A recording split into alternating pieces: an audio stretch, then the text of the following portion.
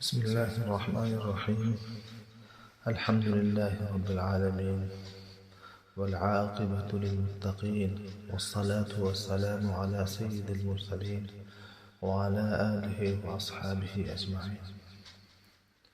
أما بعد، عن جابر رضي الله عنه عن النبي صلى الله عليه وسلم قال: أفضل الذكر لا إله إلا الله. آج کی گفتگو کا موضوع ہے لا الہ الا اللہ 99 خزانے کی کنجی ہے۔ اخلاص پیدا کرنے کے لیے جس قدر مفید اس کلمہ کی کثرت ہے اتنی کوئی دوسری چیز نہیں۔ سامعین کرام، نبی پاک صلی اللہ علیہ وسلم نے ارشاد فرمایا کہ تمام اذکار میں اللہ کی نگاہ میں سب سے بہتر ذکر لا الہ الا اللہ کا ہے۔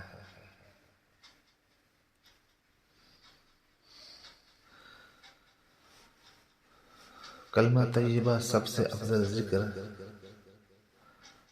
اس لیے ہے کہ کلمہ طیبہ ہی دین کی وہ بنیاد ہے جس پر سارے دین کی تعمیر ہے۔ یہ وہ پاک کلمہ ہے جس کے گرد سارے دین کی چکی گھومتی ہے۔ دنیا کے وجود کا مدار اسی کلمے پر ہے۔ اسی وجہ سے مشائخ اور بزرگان دین اور عارفین اس کلمہ کا اہتمام فرماتے ہیں اور سارے اذکار میں سب سے پہلے نمبر پر اسی کو رکھتے ہیں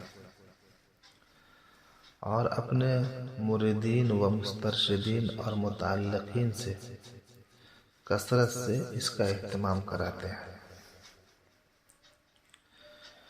اس لیے کہ ان حضرات کو تجربہ سے معلوم ہے کہ اس میں جتنے فوائد اور منافع معلوم ہوئے ہیں کسی دوسرے ذکر میں نہیں۔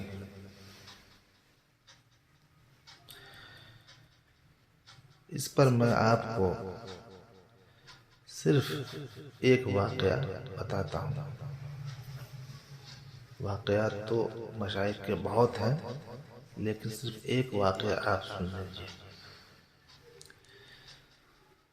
تاکہ آپ کو اس کی طاقت و تاثیر کا اندازہ ہو جائے۔ سید علی مغربی رحمۃ اللہ علیہ جب اپنے وقت کے عظیم عالم اور شیخ علوان حموی کی خدمت میں حاضر ہوئے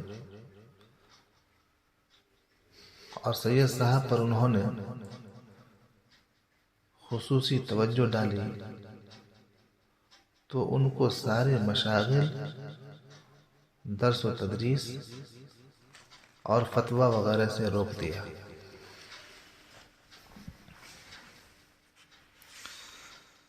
اور سارا وقت ذکر میں ان کا مشغول کر دیا۔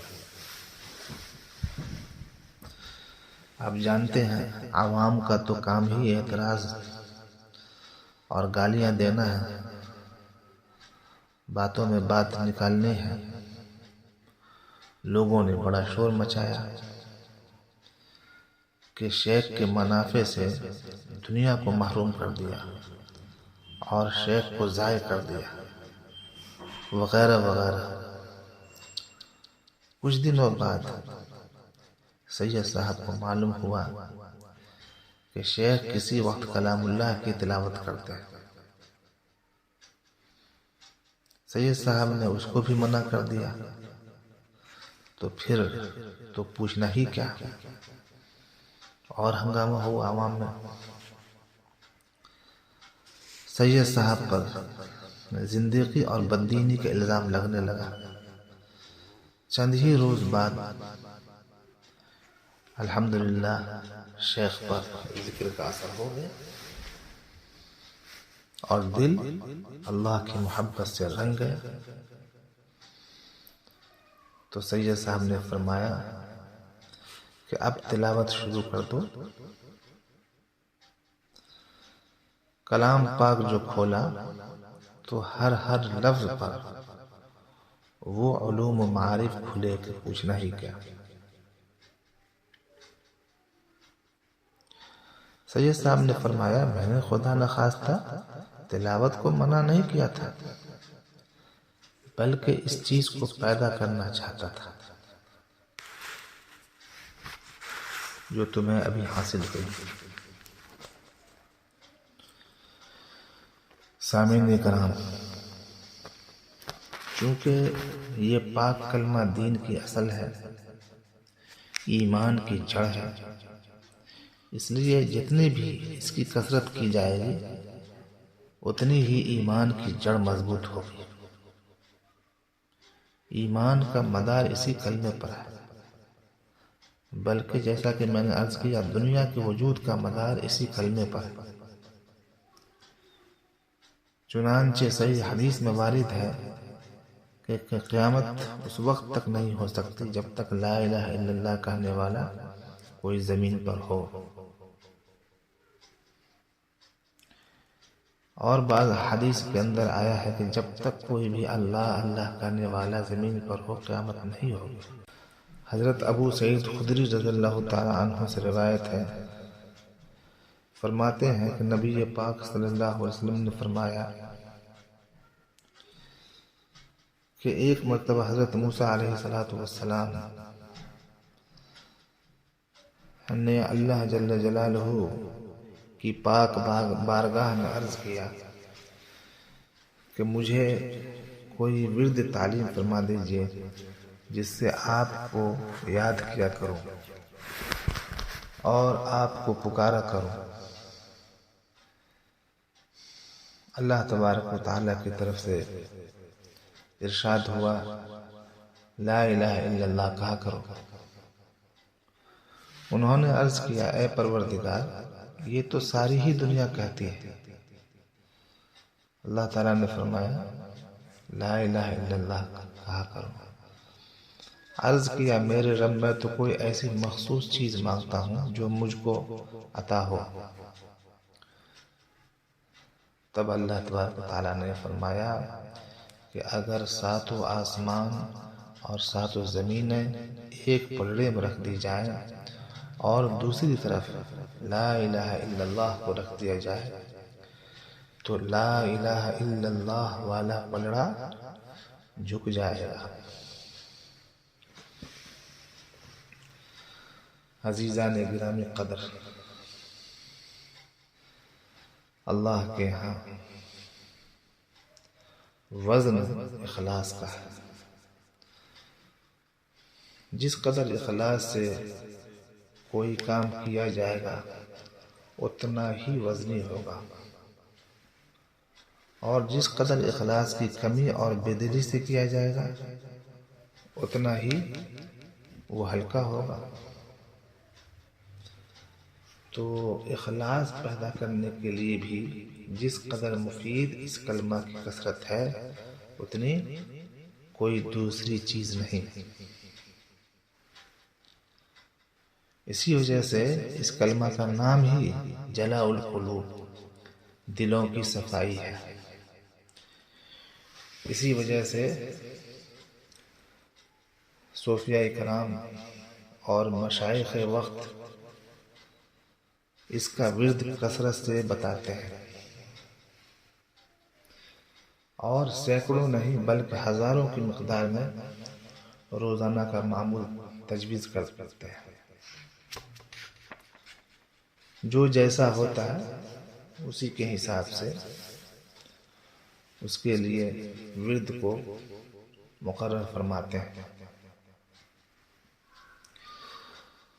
حضرت زید ابن ارقم رضی اللہ تعالی عنہ کی ایک روایت میں ہے کہ حضور صلی اللہ علیہ وسلم نے فرمایا کہ جو شخص اخلاص کے ساتھ لا الہ الا اللہ کہے وہ جنت میں داخل ہوگا۔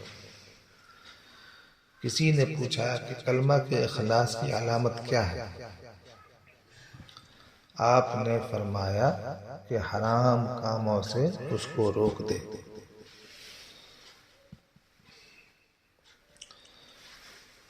اس حدیث کے اندر مزید اس کی تفصیل بیان کی گئی۔ ظاہر ہے کہ جب حرام کاموں سے بندہ رک جائے گا اور لا الہ الا اللہ کا قائل ہوگا تو اس کے سیدھا جنت میں کیا تردد ہے۔ لیکن اگر حرام کاموں سے نہ بھی رکے تب بھی اس کلمہ کی یہ برکت تو بلا تردد ہے کہ اپنی بدعمالیوں کی سزا بھگتنے کے بعد کسی نہ کسی وقت جنت میں ضرور داخل ہوگا۔ البتہ اگر خدا نخواستہ بدعمالیوں کی بدولت اسلام و ایمان سے محروم ہو جائے تو دوسری بات ہے، تو گناہوں سے رکنا ہوگا۔ آپ کلمہ قبول کر رہے ہیں لیکن گناہوں سے نہیں رک رہے ہیں تو پھر اس کلمے کے جو منافع ہیں، فضائل ہیں، وہ آپ کو حاصل نہیں ہوں گے۔ اس کا آپ خیال رکھیے۔ صاحب احیاء نے، احیاء العلوم کے مصنف جو امام غزالی ہیں، انہوں نے لکھا ہے کہ ایک مرتبہ حضور پاک صلی اللہ علیہ وسلم نے خطبہ پڑھا جس میں ارشاد فرمایا کہ جو شخص لا الہ الا اللہ کو اس طرح سے کہے کہ خلط ملط نہ ہو تو اس کے لیے جنت واجب ہو جاتی ہے۔ حضرت علی رضی اللہ تعالیٰ عنہ نے عرض کیا کہ یا رسول اللہ اس کو واضح فرما دیں، خلط ملط کا کیا مطلب ہے؟ آپ صلی اللہ علیہ وسلم نے ارشاد فرمایا کہ دنیا کی محبت اور اس کی طلب میں لگ جانا۔ بہت سے لوگ ایسے ہیں کہ انبیاء کسی باتیں کرتے ہیں اور متکبر اور جابر لوگوں کے سے عمل کرتے ہیں۔ اگر کوئی اس کلمہ کو اس طرح کہے کہ یہ کام نہ کرتا ہو تو جنت اس کے لیے واجب ہے۔ اس حدیث شریف کے اندر اور وضاحت کر دی گئی کہ کلمہ کے فوائد کب حاصل ہوں گے؟ جب اس کے تقاضوں کو پورا کریں گے۔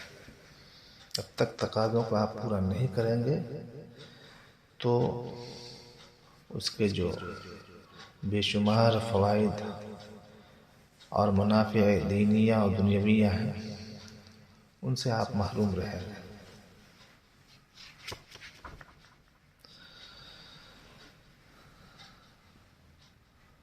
اپنے ایمان کو تازہ رکھنے کے لیے اور اس کو فریش رکھنے کے لیے کلمہ لا الہ الا اللہ کا ورد بہت ہی مفید ہے، بہت ہی مفید ہے، اور اس دور میں تو اس کی بہت سخت ضرورت ہے، کیونکہ صبح سے لے کے شام تک سینکڑوں فتنے، نئے فتنے جنم لیتے رہتے ہیں، نئی ضلالتیں اور گمراہیاں سامنے آتی رہتی ہیں، تو ایمان کے اوپر بھی دھول چڑھتی رہتی ہے۔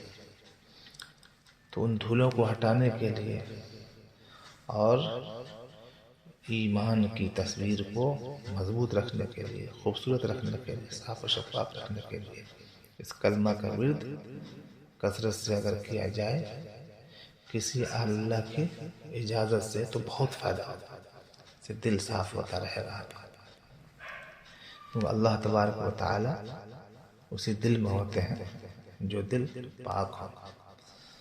اگر ہم اپنے دل کے اندر بھنگی جمال کو بٹھائیں گے تو کیسے ہوگا؟ القلب عرش اللہ، حدیث میں ہے کہ قلب جو ہے یہ اللہ کا عرش ہے، اللہ تبارک و تعالیٰ کے محل میں ہم نے بھنگی جمال کو بٹھا رکھا ہے تو پھر فائدہ کہاں ہوگا؟ اس لیے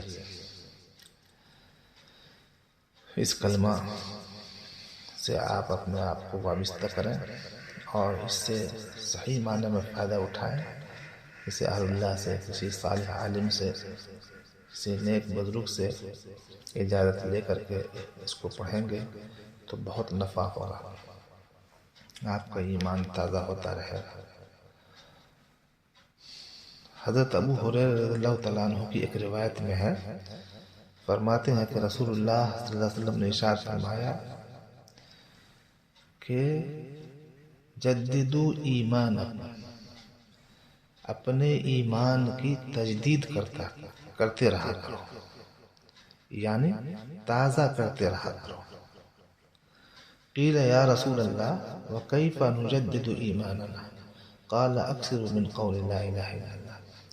صحابہ اکرام نے عرض کیا یا رسول اللہ ایمان کی تجدید کس طرح کریں؟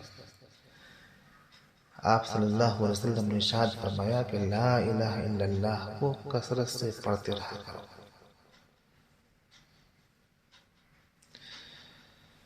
ایک اور روایت کے اندر آیا ہے کہ ایمان پرانا ہو جاتا ہے جیسا کہ کپڑا پرانا ہو جاتا ہے، اس لیے اللہ جل جلالہ سے ایمان کی تجدید مانگتے رہا کرو۔ پرانے ہونے کا مطلب تو آپ سمجھ گئے، پرانے ہونے کا مطلب یہ ہے کہ معاصی سے قوت ایمانیہ اور نور ایمان جاتا رہتا ہے۔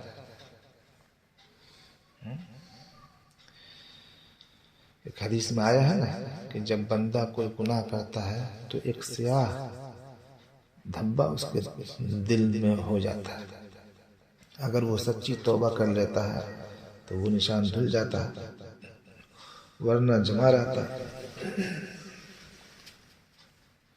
اور پھر جب دوسرا گناہ کرتا ہے تو دوسرا نشان ہو جاتا ہے۔ اسی طرح سے آخر میں کیا ہے، دل بالکل کالا ہو جاتا ہے اور زنگ آلود ہو جاتا ہے۔ اس کو حق تعالی شانہ نے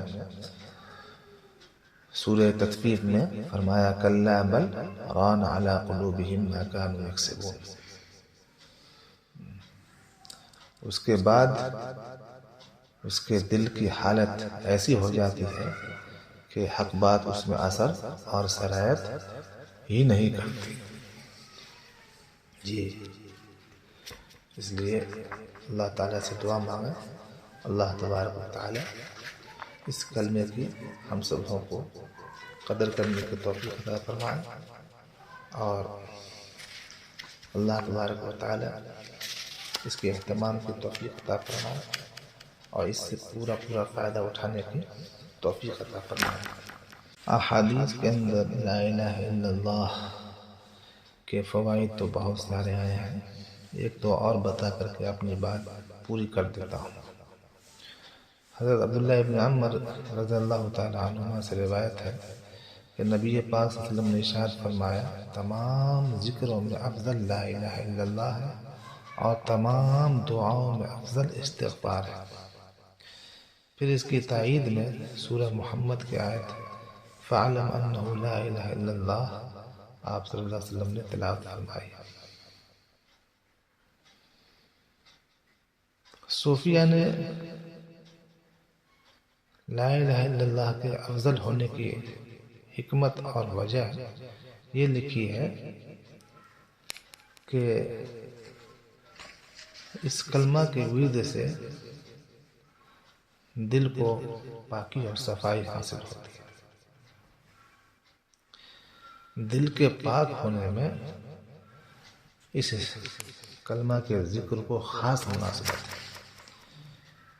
اس کی برکت سے دل ساری گندگیوں سے پاک ہو جاتا ہے، اور جب اس کے ساتھ استغفار بھی شامل ہو جائے تو ماشاءاللہ کیا کہنا۔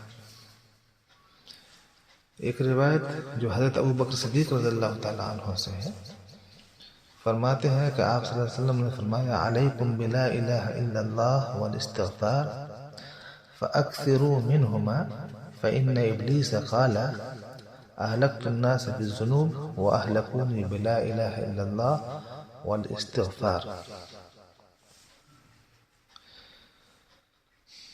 حضرت ابو بکر صدیق رضی اللہ تعالیٰ عنہ فرماتے ہیں کہ نبی پاک صلی اللہ علیہ وسلم نے فرمایا کہ لا الہ الا اللہ اور استغفار کو بہت کثرت سے پڑھا کرو۔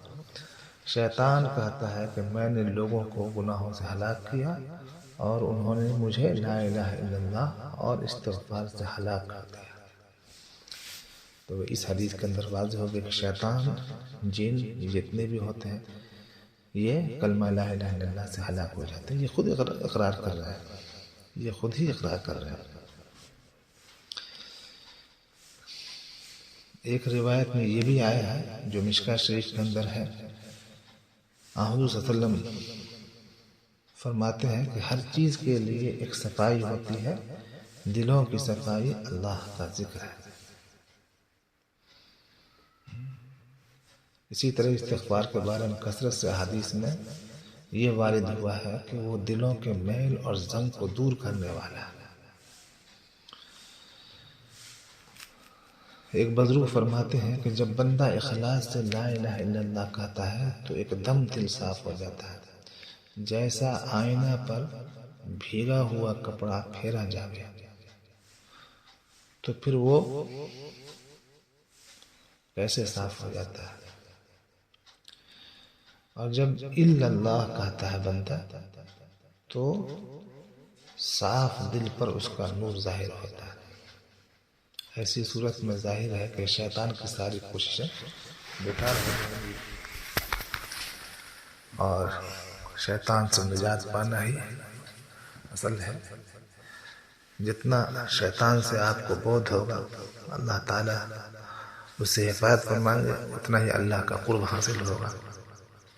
اللہ تعالیٰ سے دعا فرمائے کہ اللہ تبارک و تعالیٰ ہم سبوں کو اس کلمہ مبارک کے احترام کی توفیق عطا فرمائے، اس کے اہتمام کی توفیق عطا فرمائے، اور جیسے اللہ تعالیٰ نے اپنے محبوب اور صالح بندوں کو اس کے فضائل اور منافع عطا فرمائے، ہمیں بھی عطا فرمائے۔ آمین یا رب العالمین۔ صلی اللہ وسلم علی سیدنا محمد وعلی آلہ وصحبہ برحمتک یا ارحم الراحمین والحمد للہ۔